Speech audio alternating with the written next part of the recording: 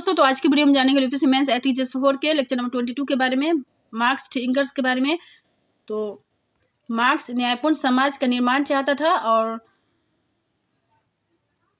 न्यायपूर्ण समाज के लिए वर्ग विहीन, शोषण विहीन, राज विहीन समाज का आदर्श का निर्माण होना चाहिए। और मार्क्स एक न्यायपूर्ण समाज के निर्माण के लिए वर्ग विहीन, शोषण विहीन एवं राज विहीन समाज के निर्माण पर बल दिए, क्योंकि जहाँ वर्ग होगा वहाँ शोषण होगा। राज भी शोषण का एक यंत्र है। मार्क्स ने राज के पूंजीपतियों की कार्यकारिणी समिति बताया है। मानव के विकास के लिए मार्क्स ने स्वतंत्रता पर अधिक बल दिया तथा स्वतंत्रता की मानववादी व्याख्या की। मार्क्स के अनुसार स्वतंत्रता के लिए सामाजिक व्यवस्था एवं प्रकृति के नियमों को समझना आवश्यक है। दूसरी तरफ नियमों के अनुरूप कर्म करना आवश्यक है।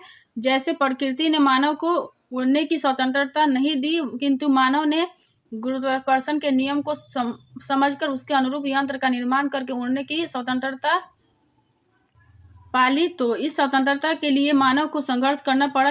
इसलिए मार्क्स ने यह कहा कि स्वतंत्रता संघर्ष का प्रतिफल है।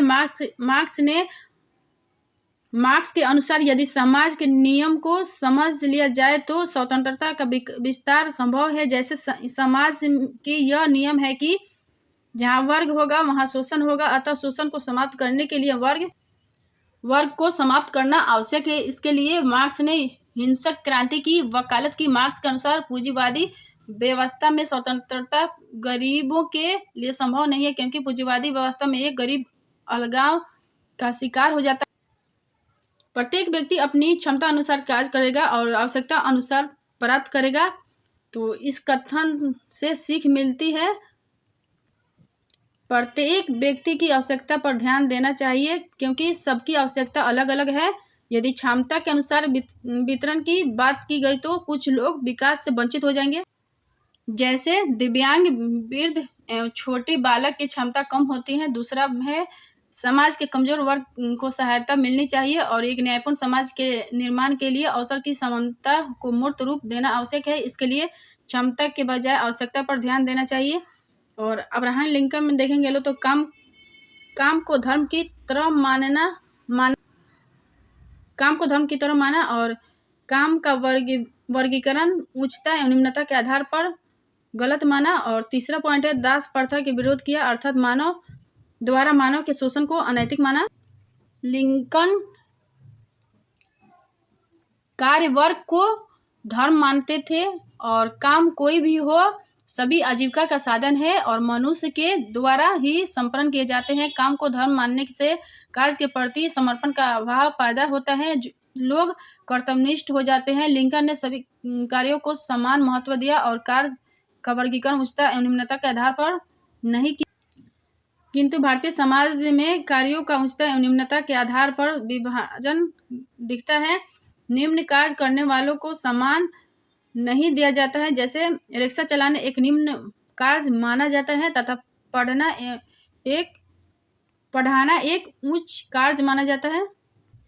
इसलिए मजदूरों के साथ भेदभाव किया जाता है। लिंकन ने दास प्रथा का विरोध किया। लिंकन नहीं चाहते थे कि मनुष्य के हाथों मानव का शोषण हो और उसे इतना अपमानित जीवन जीना पड़े कि वह अपनी पहचान खो दे। वस्तुतः लिंकन सभी प्रकार के शोषण के विरोध थे और समानता के वकालत करते थे। वह ऐसा समाज चाहते थे जो न्यायपूर्ण हो, जहाँ सभी को व्यक्तित्व के विकास का अवसर उपलब्ध हो। मानव के द्वारा मानव का शोषण अमानवीय एवं असभ्य समाज का सूचक है। शोषण एक दृष्टि से व्यक्तित्व के विकास को बाधित कर देता है, समाज एवं राष्ट्र दोनों के विरोध है। लिंकन ने गॉटिसबर्ग में भाषण देते हुए यह कहा कि लोकतंत्र जनता के लिए और जनता के द्वारा शासन है। यह तभी संभव होगा जब दास प्रथा समाप्त हो जाएगा।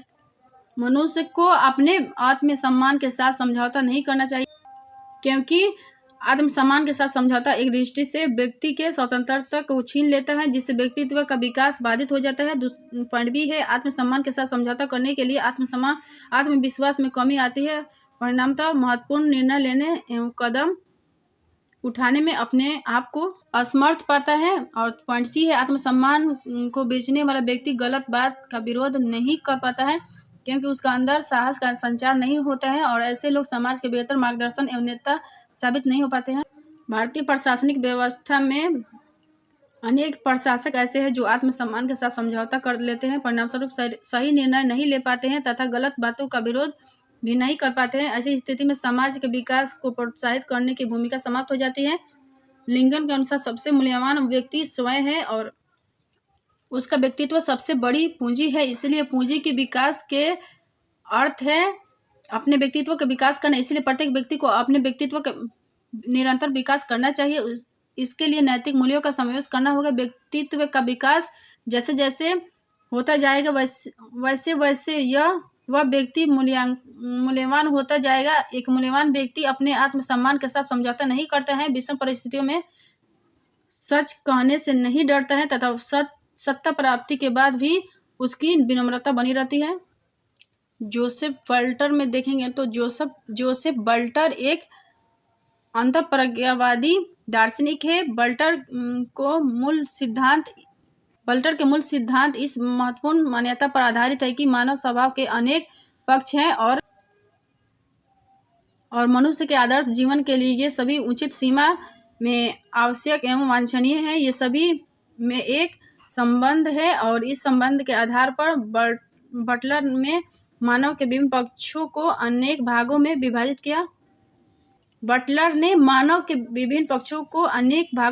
किया।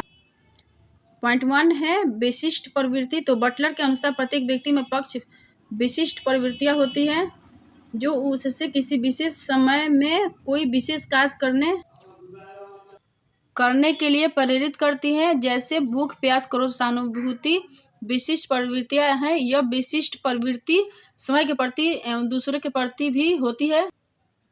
जब व्यक्ति के अंदर भूख और प्यास जगती है तो उसका कर्म समय के लिए होता है, किंतु दया का भाव जताने पर उसका कर्म दूसरों के लिए होता है। आत्मप्रेम एवं परोपकार तो मानव स्वभाव के नैसर्गिक तत्व है जो उसको कर्म करने के लिए प्रेरित करते हैं और आत्मप्रेम का संबंध मनुष्य के अपने सुख तथा हित से है, जबकि परोपकार का संबंध दूसरों के सुख से होता है। बटलर आत्मप्रेम को बौद्धिक मानते हैं क्योंकि आत्मप्रेम मनुष्य को ऐसा कर्म करने के लिए प्रेरित करता है जो समग्र रूप से उसके कल्याण में सहायक होता है। यदि कोई व्यक्ति क्रोध के अधीन होकर कार्य करता है तो वह आत्मप्रेम के विरोध कार्य करता है और व्यक्ति के अंदर परोपकार की भावना भी है। जैसे व्यक्ति दूसरे के कल्याण के लिए कर्म करता है, परोपकार भी बौद्धिक एवं नियामक है। आत्मप्रेम एवं परोपकार का उचित संतुलन आवश्यक। उचित सीमा न रहने पर आत्मप्रेम एवं परोपकार दोनों अवांछनीय हो जाएंगे। मनुष्य के नैतिक जीवन के लिए विशिष्ट प्रवृत्तियों का नियमन आत्मप्रेम एवं परोपकार के द्वारा होना चाहिए और अंतर्विवेक ही नैतिकता का निर्धारक है। यह पूर्णतः बौद्धिक है और कर्मों के औचित्य का निर्धारण इसी के आधार पर होता है। वस्तुतः अंतर्विवेक आत्मप्रेम एवं परोपकार को नियमित करता है। यदि आत्मप्रेम एवं परोपकार के बीच संघर्ष होता है तो अंतिम समाधान अंतर्विवेक ही करता है और आत्मप्रेम और परोपकार में संतुलन आवश्यक है क्योंकि आत्मप्रेम के कारण व्यक्ति स्वयं के विकास के प्रति प्रतिबद्ध रहता है, तो परोपकार के कारण व्यक्ति सामाजिक कल्याण के प्रति प्रतिबद्ध बना रहता है। व्यक्ति और समाज का समग्र विकास तभी संभव है जब आत्मप्रेम और परोपकार में संतुलन हो।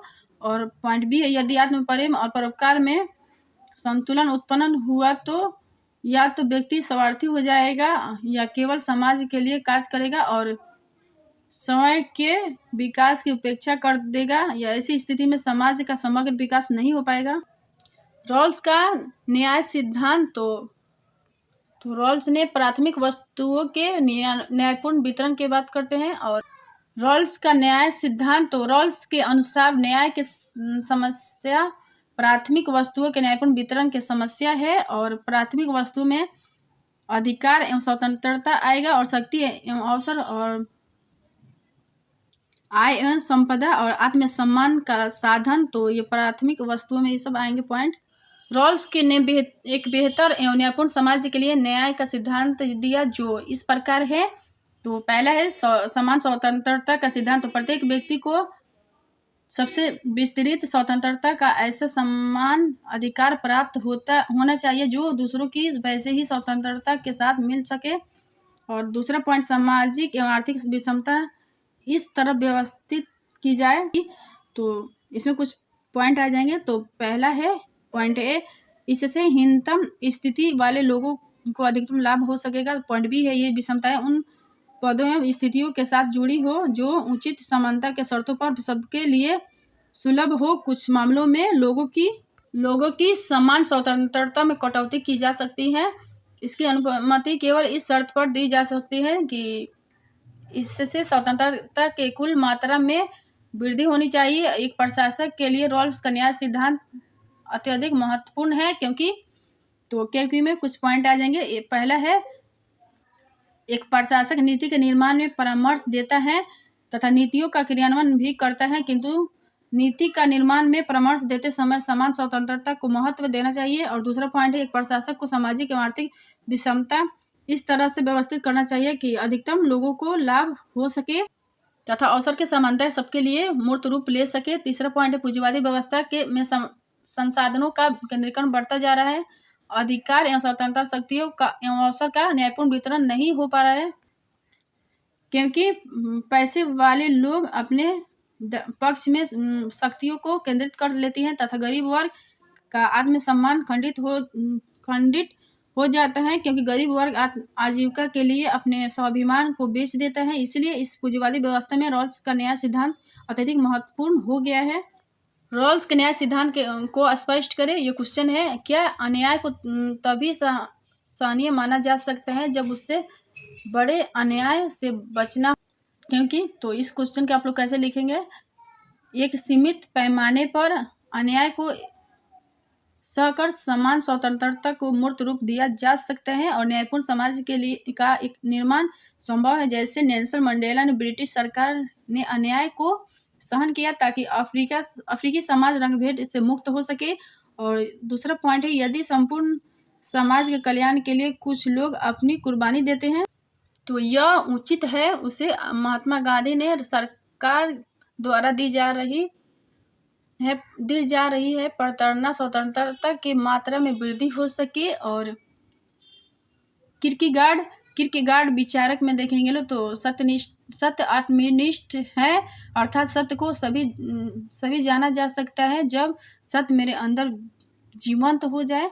तो जैसे पीड़ा, दर्द या मीठेपन को शब्दों से नहीं बताया जा सकता है बल्कि इसके लिए अनुभव आवश्यक है। किरकेगार्ड के अनुसार सत्य के वस्तुनिष्ठ ढंग से नहीं जाना जा सकता है क्योंकि वस्तुनिष्ठ तरीके से जानने का प्रयास करना उसके वास्तविक स्वरूप को खंडित करना है। जैसे आत्मा को वस्तुनिष्ठ ढंग से नहीं जाना जा सकता है क्योंकि आत्मा शुद्ध विषयी है। यदि आत्मा को वस्तुनिष्ठ ढंग से जानने का प्रयास किया जाए तो आत्मा का वास्तविक स्वरूप खंडित हो जाएगा। तो अगर वीडियो पसंद है तो like, share, comment and subscribe कर दीजिएगा। लो, थैंक यू।